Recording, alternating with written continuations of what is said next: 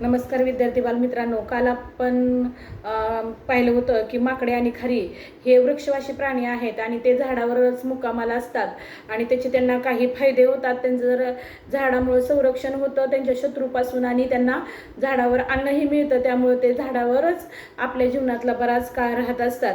आणि असे वृक्षवासी प्राणी त्यांना आपण वृक्षवासी प्राणी म्हणतो. ज्या झाडाच्या आधारानं ते राहतात किंवा जगतात त्या झाडांना नकळत ते मदत सुद्धा करत असतात. कशी मदत करत असतात हे प्राणी झाडांना ते पहा. वृक्षवासी प्राणी इकडे तिकडे फिरताना त्यांच्या विष्ठेतून फळांच्या बिया परिसरात सगळीकडे पसरतात. वृक्षवासी प्राणी म्हणजे पक्षी असतील, नंतर माकडे असतील, खारी असतील, ते जेव्हा इकडं तिकडं फिरत असतात तेव्हा त्यांची जी विष्ठा असते त्यातून त्यांनी खाल्लेले जे ही फळं आहेत त्याचे बिया आहेत ते गिळत असतात आणि त्या बिया त्यांच्या विष्ठेवाटे इकडं तिकडं परिसरामध्ये पडतात. त्यामुळे नवीन ठिकाणी झाडे उगवायला मदत होते. आणि ह्या बिया जेव्हा इकडे तिकडे पडतात तेव्हा जेव्हा पाऊस पडतो त्या बिया रुजतात तेव्हा नवीन झाडं त्या परिसरामध्ये उगवायला सुरुवात होते किंवा उगवतात.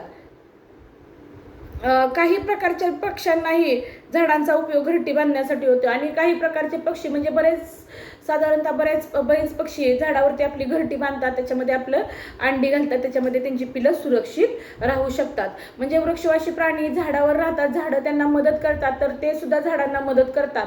हे तुमच्या लक्षात आलं असेल. कशी मदत करतात तर ते जेव्हा फळं खातात तेव्हा फळांच्या बिया सुद्धा गिळतात आणि त्या बिया जेव्हा ते इकडं तिकडं फिरतात तेव्हा त्यांच्या विष्ठे वाटे म्हणजे त्यांच्या शिवाटे ती बी परिसरामध्ये इकडं तिकडं पडतात आणि ते जेव्हा रुजतात बी पाऊस पडल्यानंतर तेव्हा तिथं नवीन झाडं उगवतात. म्हणजे नवीन झाडं उगवायला हे वृक्षवासी प्राणी मदत करतात आणि पक्ष्यांना सुद्धा आपली घरटी बांधण्यासाठी या झाडांचा उपयोग होत असतो. आता बघा, माहीत आहे का तुम्हाला म्हशीच्या पाठीवर बगळा असतो किंवा बसतो. तुम्ही म्हशी रानात चरताना पाहिले असतील तेव्हा त्या गवतातून पुढे पुढे चरत जात असतात तेव्हा त्यांच्या पाठीवरती बगळा बसलेला दिसतो. तर तो बगळा का बसलेला असतो हे आता आपल्याला इथं माहिती करून घ्यायचं आहे. तुमच्या समोर पुस्तक असेल तर बघा, गवताळ जागेत म्हैस चरत असते त्यावेळी हमखास तिच्या पाठीवर एखादा बगळा येऊन बसतो. त्याचे कारण काय असेल तर आत्ताच तुम्हाला सांगितलं की गवताळ प्रदेशामध्ये किंवा गवताळ जागी म्हैस चरत असते तेव्हा त्या म्हशीच्या पाठीवरती बगळा येऊन बसतो आणि तो बगळा म्हशीच्या पाठीवर येऊन बसण्यामागं काय कारण असेल असं तुम्हाला विचारले तर निरनिराळ्या प्रकारचे कीटक हे एका प्रकारच्या बगळ्याचे अन्न असते. परिसरामध्ये बगळ्यांचे प्रकार आहेत, त्यामध्ये एक प्रकारचा बगळा असा असतो की त्याचं वेगवेगळ्या प्रकारचे कीटक असतात ना ते खाऊनच तो जगत असतो आणि हाच बगळा म्हशीच्या पाठीवर कीटक खाण्यासाठी बसत असतो. गवतामध्ये खूप कीटक राहतात, त्या गवतामुळे बगळ्याला ते नीट दिसत नाहीत, त्यामुळे बगळा त्यांना पकडू शकत नाही. आणि गवतामध्ये जरी खूप कीटक असले, कितीतरी कीटक त्या गवतावरती असतात, परंतु ते गवतावर असल्यामुळं काय होतं तर ते कीटक बगळ्याला व्यवस्थित दिसत नाहीत, त्यामुळे ते बगळ्याला पकडता येत नाहीत. त्याच गवतात म्हैस चरायला येते, चरता चरता पुढे जाण्यासाठी ती पाय पुढे टाकते आणि कीटक त्या गवतावरती असतात परंतु ते बगळ्याला दिसत नाही. परंतु त्याच गवतात जर म्हैस चरायला आली तर म्हैस चरता चरता चरता पुढे जात असते आणि ती आपले पाय पुढं टाकत असते. त्यावेळी काय होतं, तिचा पाय जिथे पडतो त्याच्या आसपासचे कीटक घाबरून उडतात. म्हशीचा पाय पडला की त्या ठिकाणचे काय होतात, कीटक घाबरतात आणि वरती उडतात. वरती उडाल्याबरोबर तो बगळा काय करतो, तेवढ्यात म्हशीच्या पाठीवरचा बगळा त्यांना शिताफीने पकडतो आणि मटकावून टाकतो आणि कीटक वरती उडाल्याबरोबर तो बगळा वरती बसलेलाच असतो म्हशीच्या पाठीवर, तो त्या बगळ्यांना पटकन पकडतो. शिताफीने म्हणजे हुशारीने पटकन पकडतो आणि लगेच खाऊन टाकतो. अशा प्रकारे बगळा म्हशीच्या पाठीवर का बसतो हे तुम्हाला कळालं असेल की कीटक म्हणजे गवतावरती कीटक बसलेले असतात, कीटक त्याला सहजासहजी पकडता येत नाहीत गवतावर बसलेले असल्यामुळं आणि त्याच्यामुळं जेव्हा तो म्हशीच्या पाठीवर बसलेला असतो, म्हैस चरत चरत पुढे जाते तेव्हा म्हशीचा पाय जिथं जिथं पडतो तिथले कीटक हवेत उडतात. उडल्याबरोबर तो पटकन पकडतो, त्यासाठी बगळा म्हशीच्या पाठीवर बसलेला असतो. परीक्षेत आपल्याला ह्याच्यावरती प्रश्न येऊ शकतो, म्हणून हे उत्तर लक्षात ठेवायचं आहे. छान आहे की नाही युक्ती, बगळ्याची ही युक्ती खूपच सुंदर आहे की नाही. ऋतुमानाप्रमाणे सजीवांमध्ये होणारे बदल. आता उन्हाळा, पावसाळा, हिवाळा हे 3 ऋतू आहेत वर्षाचे आणि प्रत्येक ऋतूनुसार सजीवांच्या गरजांमध्ये किंवा सजीवांमध्ये जे बदल होतात त्यांचा आता आपल्याला अभ्यास करायचा आहे. माहिती मिळवा. आंब्याच्या झाडाला फुलोरा येतो, त्याला काय म्हणतात?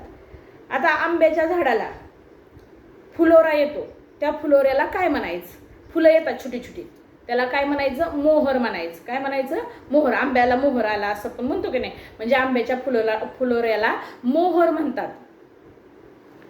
वर्षाकाठी कोणत्या महिन्यात आंब्याला फुलोरा येतो आणि आंब्याला मोहर येण्याचा काळ वर्षातून कुठल्या वेळ असतो त्याचा, की त्या काळात त्याला फुलोरा येतो म्हणजे मोहर येतो? तर तो फेब्रुवारी ते मार्चचा असा कालावधी असतो. वडाच्या झाडाला वर्षभर पाने असतात का? वडाच्या झाडाला वर्षभर पानं असतात का, हे असा प्रश्न तुम्हाला विचारलाय. असतात का? असतात. फक्त काही दिवसांपुरतीच ती गळतात, नाहीतर वर्षभर वडाचं झाड सदाहरित असतं.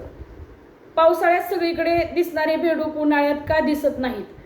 पावसाळ्यामध्ये बेडूक आपल्याला डराव डराव ओरडताना दिसतात, पण ते उन्हाळ्यात कुठे जातात? उन्हाळ्यात एकही बेडूक आपल्याला दिसत नाही. असं का होतं? तर उन्हाळ्यामध्ये त्या बेडकांना परिसरातली उष्णता सहन होत नाही आणि त्यामुळे ते काय होतात, जमिनीमध्ये स्वतःला पुरून घेतात, जमिनीमध्ये खोलवर जाऊन बसतात. हे त्याचं कारण आहे. जांभळाचा हंगाम कोणत्या महिन्यात येतो? जांभळाचा हंगाम आता सध्या जांभळाचा हंगाम चालू आहे, म्हणजे मे, जून ह्या महिन्यात जांभळाचा हंगाम असतो.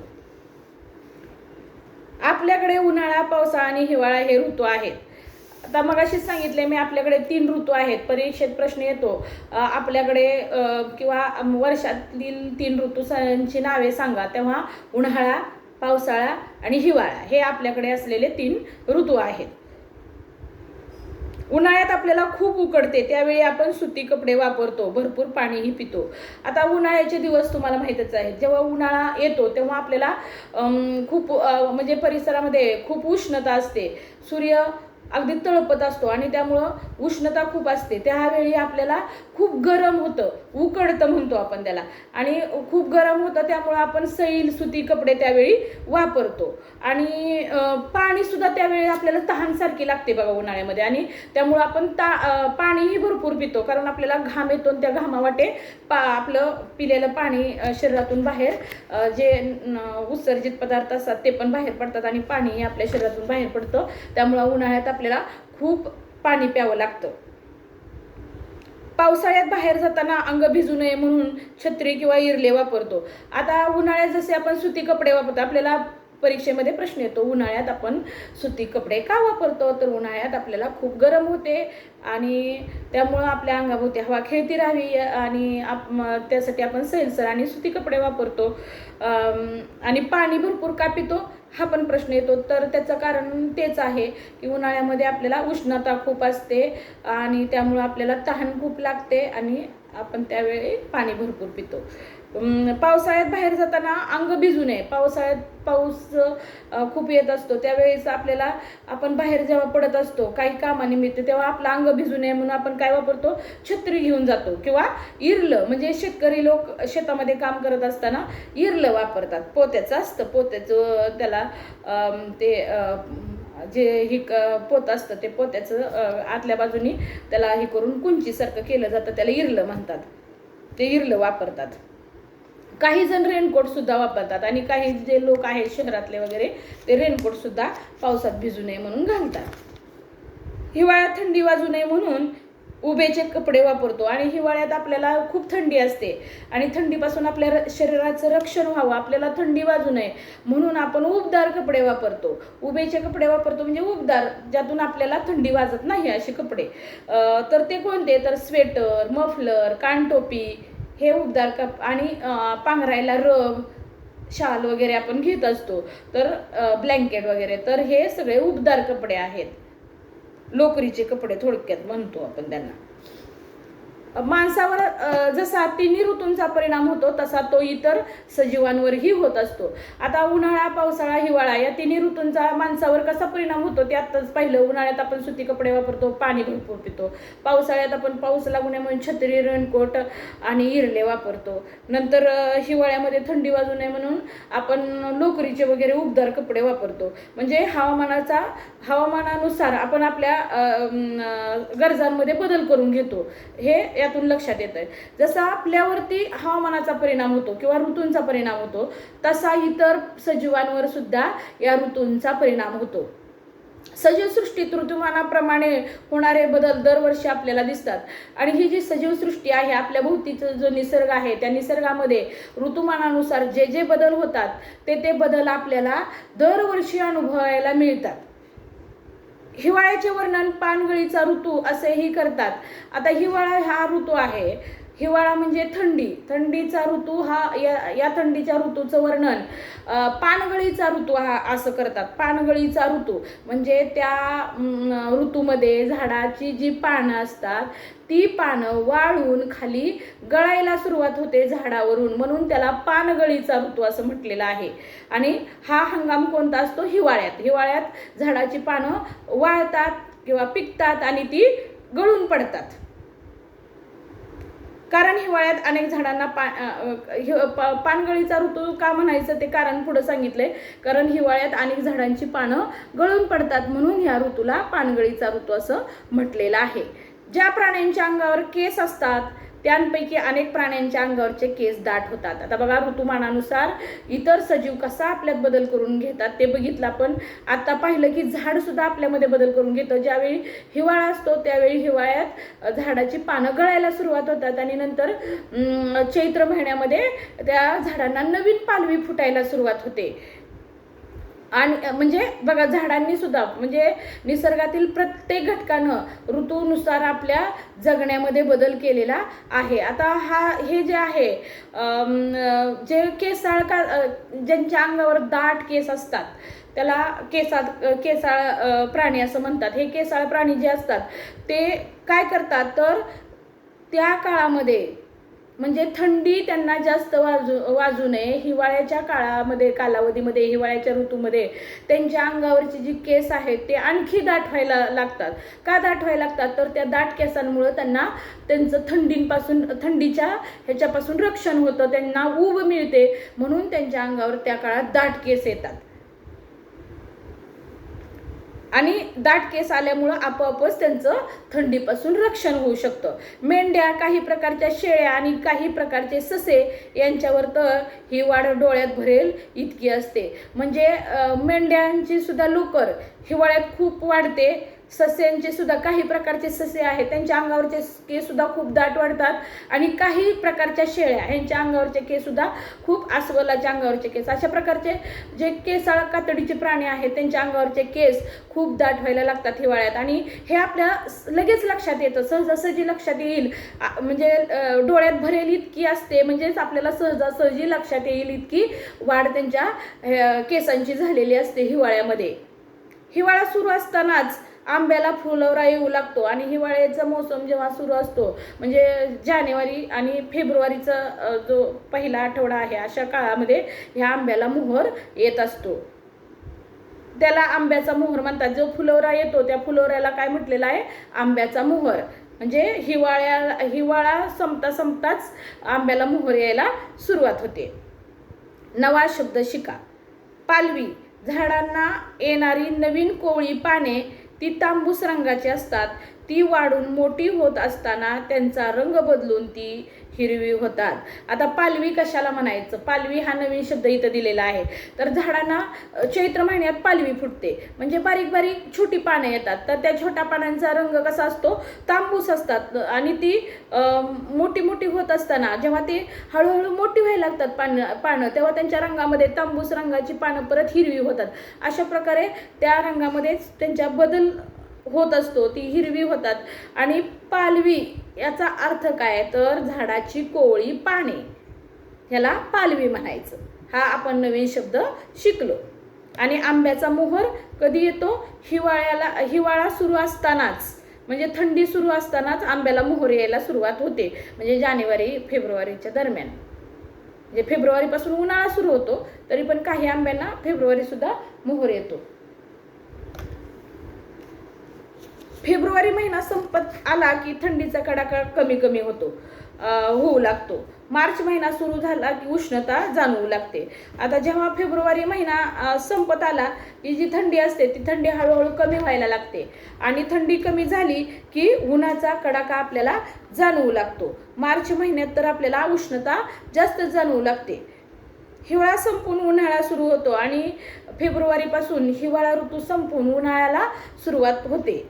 म्हणजे फेब्रुवारी, मार्च, एप्रिल, मे हे 4 महिने उन्हाळ्याचे आहेत आणि नंतर जून, जुलै, ऑगस्ट, सप्टेंबर हे महिने पावसाळ्याचे आहेत. ऑक्टोबर, नोव्हेंबर, डिसेंबर, जानेवारी हे महिने हिवाळ्याचे आहेत. बघा, हिवाळा संपून उन्हाळा सुरू होतो त्याच सुमाराला अनेक झाडांना पालवी फुटते.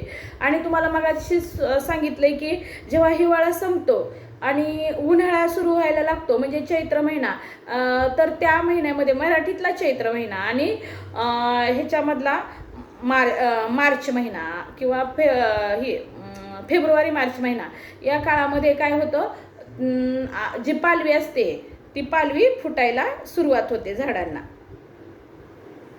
म्हणजे झाडांना कोवळी पाने दिसू लागतात.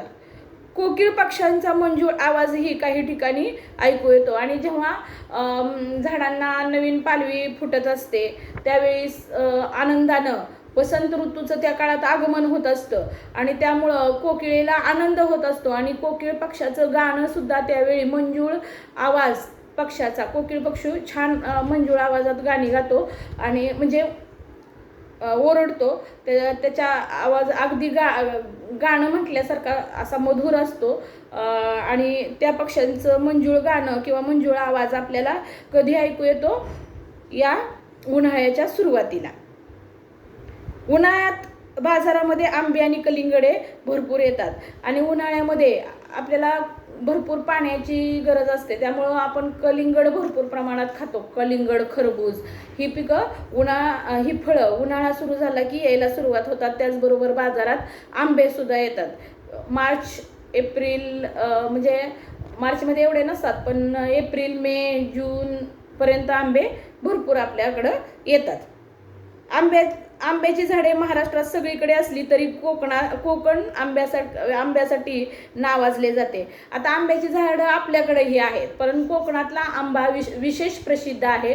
कोकण आंब्यासाठी खूप नावाजलेले आहे. तिथला आंबा खूप प्रसिद्ध आहे, हापूस आंबा. उन्हाळ्यामध्ये कोकणात आंब्याच्या जोडीने काजूचाही हंगाम असतो. आता उन्हाळ्यात आपल्याला आंबे खायला भरपूर मिळतात, म्हणजे तिथं आंब्याचा हंगाम तर असतोच, परंतु कोकणामध्ये आंब्याबरोबर त्या काळात काजूचाही हंगाम असतो, सीझन असतो. डोंगर उतारावर सगळीकडे काजूच्या झुडपांना लाल पिवळी बोंडे लागलेली दिसतात आणि काजूची जी बोंडे असतात ती लाल पिवळ्या रंगाची असतात आणि त्यावेळी डोंगर उतारावरती काजूच्या झाडांना लाल पिवळी बोंडे दिसायला लागतात उन्हाळ्याच्या ऋतूमध्ये. म्हणजे आंबे, कलिंगड, खरबूज, द्राक्ष, काजू यासारखी फळे उन्हाळ्यामध्ये भरपूर प्रमाणात आपल्याला दिसतात किंवा येतात, खायला मिळतात. जून महिन्यात आभाळात सगळीकडे काळे ढग हजेरी लावू लागतात. आता उन्हाळा संपून तुम्हाला मगाशीच सांगितले फेब्रुवारी, मार्च, एप्रिल, मे पर्यंत काय असतो, उन्हाळ्याचा काळ असतो आणि उन्हाळा संपून जेव्हा जून महिना सुरू होतो तेव्हा जून महिन्यामध्ये आभाळामध्ये सगळीकडे आपल्याला काळे काळे ढग जमा झालेले दिसतात. पावसाळ्याची चाहूल लागते आणि आपण म्हणतो आभाळात काळे ढग जमा झालेत, आज बहुतेक पाऊस येणार आहे, म्हणजे आपल्याला पावसाची चाहूल लागते. तोपर्यंत बाजारात फणस, करवंदे आणि जांभळे आलेले असतात आणि त्यावेळी बाजारामध्ये काय विकायला आलेले असतात, फणस असतात, करवंद असतात, आपण त्याला काळी महिना म्हणतो, आणि जांभळे पण आलेले असतात त्या कालावधीमध्ये. कुठल्या, पावसाळ्याच्या जून महिन्याच्या वेळी. आता आहेत बघा सगळीकडं आपल्याला जांभळं दिसत आहेत सगळीकडं. आपल्याकडे काय करवंद बाहेरून आलेली करवंदच आपल्याला खायला मिळतात, आपल्याकडे काय ती म्हणजे पिकत नाहीत किंवा दिसत नाहीत. आणि फणससुद्धा कोकणातूनच आपल्याला येतो, त्यामुळं फणसाची झाडं आपल्याकडे जास्त प्रमाणात नाहीत. पण आपण जांभळे सगळीकडं ह्या दिवसात बघू शकतो.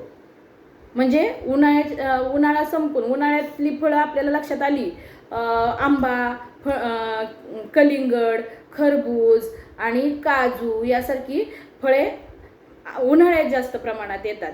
आणि जून महिन्यात सुरू झाला, पावसाळा सुरू झाला की फणस, करवंद आणि जांभळे यांसारखी फळं सगळीकडे दिसायला सुरुवात होते. गवताच्या आणि इतर काही पावसाळी वनस्पतींच्या बिया सर्वत्र विखुरलेल्या असतात. आणि तुम्हाला माहित आहे, एकदा पाऊस पडायला लागलं की इतकं मोठ्या प्रमाणावर सगळीकडं गवत, रिकामी जागा जिथं जिथं असेल तिथं सगळीकडं गवतच उगवतं. किंवा कसं काय तर ते गवताच्या बिया अगोदरच सगळीकडे विखुरलेल्या असतात, पसरलेल्या असतात. आणि त्या पाऊस पडला की त्या पावसामुळे त्या बिया रुजतात आणि बरोबर त्या म्हणजे गवत तिथं उगवायला सुरुवात होते. पाऊस पडू लागताच त्यांना अंकुर फुटतात आणि गवताच्या विखुरलेल्या बियांना कोंब फुटतात, म्हणजेच अंकुर फुटतात. गवत आणि दुसऱ्या काही वनस्पती वाढू लागतात आणि त्यामुळं पावसामुळं गवत आणि गवताबरोबरच इतर ज्या काही वनस्पती आहेत त्या सुद्धा वाढायला सुरुवात होते. आजूबाजूला सगळीकडे हिरवाई डोळ्यांना गारवा देते आणि सगळीकडं जून नंतर पावसाळा जेव्हा सुरू होतो तेव्हा सगळीकडे आपल्याला हिरवळ दिसायला लागते. कधी एखाद्या संध्याकाळी सप्तरंगी इंद्रधनुष्य नजरेला पडते आणि एखाद्या वेळेस आपल्याला संध्याकाळच्या वेळेस इंद्रधनुष्य, सप्तरंगाचं इंद्रधनुष्य आपल्याला आकाशामध्ये पाहायला मिळतं. इथं इंद्रधनुष्य दाखवले आणि तुम्ही प्रत्यक्ष इंद्रधनुष्याचा अनुभव घेतला असेल. इथं इंद्रधनुष्य दाखवले बघा, याच्यामध्ये किती रंग असतात? 7 रंग असतात, म्हणून त्याला सप्तरंगी इंद्रधनुष्य म्हटलेलं आहे.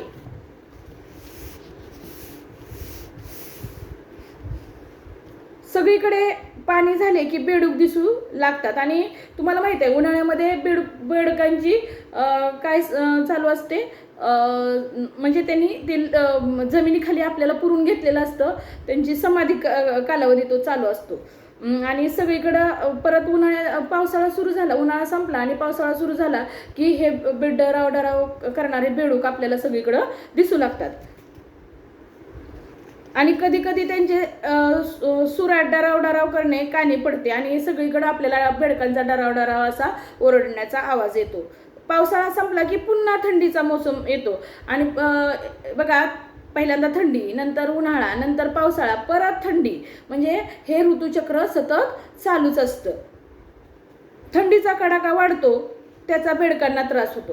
परत आता त्यांना थंडी सहन होत नाही बेडकांना. पावसाळा सुरू झाला की ते वरती येतात जमिनीवरती आणि तेवढा पावसाळ्याचा काळ ते जमिनीवरती असतात. नंतर त्यांना परत थंडी सहन होत नाही, म्हणून थंडीच्या कडाक्याचा त्यांना त्रास होऊ नये म्हणून ते काय करतात, जमिनीत खोलवर जाऊन झोप घेतात. त्यावेळी ते काय करतात, परत एकदा थंडीच्या काळात खाली जमिनीत जाऊन झोप घेतात. त्यांची ही झोप 7-8 महिने चालते. आणि त्यांची ही झोप किती महिने चालते? 7-8 महिने चालते. म्हणजे पूर्ण थंडी आणि पूर्ण उन्हाळा या 2 ऋतूमध्ये ते जमिनीच्या खाली झोपलेलेच असतात. म्हणून या कालावधीमध्ये बेडूक आपल्याला दिसत नाहीत, फक्त पावसाळ्यातच बेडूक आपल्याला दिसतात. आपण अन्नासाठी शेतीवर अवलंबून असतो आणि आपल्याला अन्न मिळवण्यासाठी किंवा फळं असू देत, भाजीपाला असू देत, कुठलंही अन्न असू देत, तर ते मिळवण्यासाठी आपल्याला पूर्णपणे शेतीवर अवलंबून राहावं लागतं. पावसाळा, हिवाळा, उन्हाळा या ऋतूमध्ये शेतीची ठराविक कामे करतात आणि प्रत्येक ऋतूमध्ये शेतीचं कुठलं काम करायचं आहे, पावसाळ्यात कुठलं करायचं, उन्हाळ्यात कुठलं करायचं आणि हिवाळ्यात कुठलं करायचं, ही कामं ठरलेली असतात. त्याप्रमाणे शेतीची कामे शेतकरी करत असतो. आता या दुसरा जो धडा आहे, सजीवांचे परस्परांशी नाते, या धड्यातून आपण आतापर्यंत काय शिकलो हे आता आपण पाहूया. बघा, बोट ठेवा, मी फक्त वाचून दाखवते. आपल्या आणि इतर सर्व सजीवांच्या गरजा परिसरातून पूर्ण होतात. प्रत्येक प्रकारच्या सजीवांच्या गरजा निरनिराळ्या असतात. आता दुसरा आकडा बघा, माकडे आणि खारी हे वृक्षवासी प्राणी आहेत. त्यांना झाडामुळे आधार व अन्न मिळते. त्यांच्या विष्ठेतून बिया सर्वत्र पसरतात. त्यामुळे नवीन ठिकाणी झाडे उगवतात. काही पक्ष्यांना घरटी बांधण्यासाठी झाडांचा उपयोग होतो. तिसरा आकडा बघा, प्रत्येक प्रकारच्या सजीवांच्या गरजा जेथे पूर्ण होतात तेथेच ते सजीव आढळतात. वाघाच्या गरजा गवताळ प्रदेशात पूर्ण होतात म्हणून वाघ गवताळ प्रदेशात आढळतो.